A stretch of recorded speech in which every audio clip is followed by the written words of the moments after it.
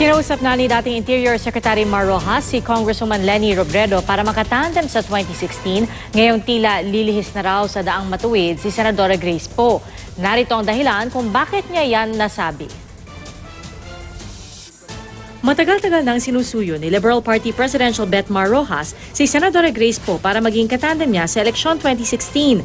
Pero sa gitna ng mga ulat na magdedeklara na rin ng presidential candidacy si Senadora Grace Poe bukas, sabi ni Rojas, kung ayaw na niya sa daang matuwid, ay nasa sa kanya naman po yun. Si Pinoy ang siyang nagsulong, nagsimula ng daang matuwid. Dito nakatayo si Pinoy sa kanyang programa.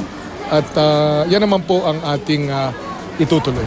Kaya kinausap na raw si Camarines Sur 3rd District Representative Leni Robredo para kanyang makatandem. Bagamat di niya idinetalye kung hanggang saan umabot ang usapan. Siguro amin na lang muna yon at malalaman din yan. Kaya sa akin hindi siya opsyon dahil hindi naman talaga pinapag-usapan.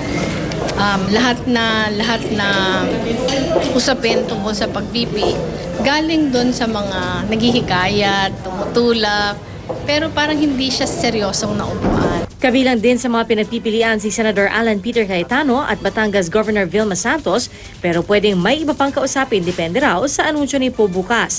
Wala pang tugon si Poe sa mga pahayag ni Rojas at Binay.